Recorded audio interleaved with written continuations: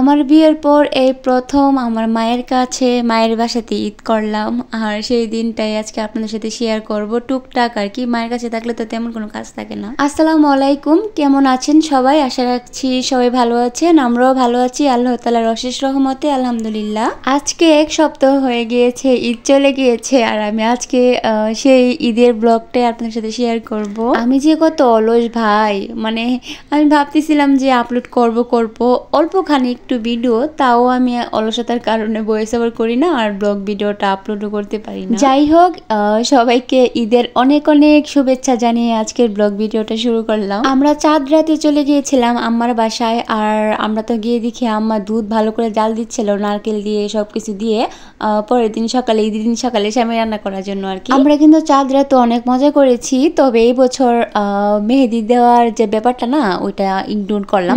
তবে আমি না মেহেদি দিতে অনেক পছন্দ করি, ঈদ না থাকলেও দেই, তবে এই বছর যে কোনো একটা কারণে দেই নাই, পরে দিব আর কি। আর আমরা তো চাঁদ রাতে অনেক এনজয় করেছি, আমরা সাউন্ড স্পিকারে গান লাগিয়ে অনেক মজা করেছি সবাই। ঈদের দিন সকালে ঘুম থেকে উঠলাম, আর আজকে তো আমার কোনো কাজ নাই। বিয়ের পর তো প্রত্যেক ঈদে নিজের বাসায় থাকি, অনেক কাজ করা লাগে বা করি, ঈদের দিন তো মোটামুটি কাজ থাকে। ঘুম থেকে ওঠার পর পরই যেহেতু সকালে ঈদের নামাজ, তো ওরা সালুদুলাবে চলে গিয়েছে সেমাই খাওয়ার পর। আমরা তিনজনে একসাথে সেমাই খেয়েছি, তো ওরা চলে গিয়েছে নামাজে। আর আম্মাকে দেখলাম এসে নুডলস রান্না করতেছিল, আমি চলে গিয়েছিলাম শাওয়ারে। আর ঈদের দিন না, যখন ছেলেরা নামাজে যায় ঈদের নামাজ পড়তে, প্রত্যেক ঈদে 2 রাকাত নফল নামাজ পড়ি।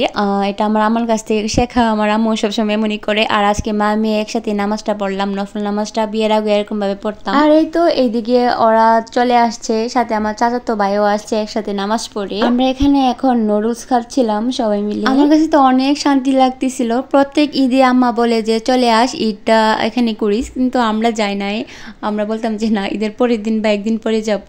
তবে এই বছর গেলাম আর কি। তবে অনেক ভালো লাগতেছিল যে ধরেন না, এই রুম থেকে ওই রুম, মার বাসা বা স্বামীর বাসা, তবে যতই বলুন না কেন মার কাছে বা মার বাসায় যাওয়াটাই একটা অন্যরকম শান্তি। মায়ের কাছে গেলে তো আর মাথার মধ্যে চিন্তা থাকে না যে কি রান্না করব বা রান্না বান্নার একটা চিন্তা থাকে না, ওইটা।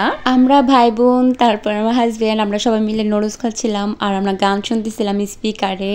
আর এদিকে এসে দেখলাম যে আম্মা এখানে তেলের পিঠা বানাচ্ছিল আমাদের জন্য। সবাইকে এখন প্লেটে প্লেটে দেওয়া হবে আর কি। আর আমাদের পাশের রুমে ওদেরকে দেওয়া হবে সেমাই, তারপর পিঠা, এগুলো দেওয়া হবে আর কি। আমার আম্মা আগে অনেক কিছু বানাইতো, পিঠা তো কয়েকদিন পর পরই বানাইতো, নকশি পিঠা আর বিভিন্ন ধরনের পিঠা। তবে আমার আম্মা এখন আগের থেকে তো কাজ করতে পারে না, মানুষ তো বয়সের সাথে সাথে চেঞ্জ হয়ে যায়। আমার আম্মু সেই রকমই, এখন আর অতিরিক্ত জার্নি করতে পারে না। তাও আল্লাহ তাআলার কাছে শুকরিয়া, আলহামদুলিল্লাহ। আমার আম্মা যথেষ্ট চেষ্টা করে আমাদের মন মতো আমরা যা পছন্দ করি তা করে খাওয়ানোর জন্য আর কি। আর আমরা অফ ক্যামেরাতে অনেক মজা করেছি। আমার চাচাতো ভাই, তারপর আমার ছোট ভাইটা, ওরা অনেক ডান্স করছে। ওই ভিডিও তো আপলোড করতে পারবো না, ওরা না অনেক লজ্জা পাই। আমরা ফ্যামিলি মেম্বার মিলে সবাই আলহামদুলিল্লাহ আলহামদুলিল্লাহ আলহামদুলিল্লাহ ভালো একটা ঈদ কাটালাম। এবছর না কোথাও বাহিরে যাব না, কারণ বাহিরে এত জ্যাম আর যে পরিমাণ গরম। আমরা ঘুরতে গিয়েছিলাম, তবে ঈদের তৃতীয় দিন, সেই ব্লগটা পরের ভিডিওতে আপলোড করবো আর কি। বিকালে একটু সাজুগুজু করে চলে গিয়েছিলাম সবাই মিলে ছাদে আমরা অনেক সুন্দর সুন্দর পিকচার তুলেছি আর অনেক মজা করেছি। ওকে, সবাই ভালো থাকবেন, আসসালামু আলাইকুম, আল্লাহ হাফিজ।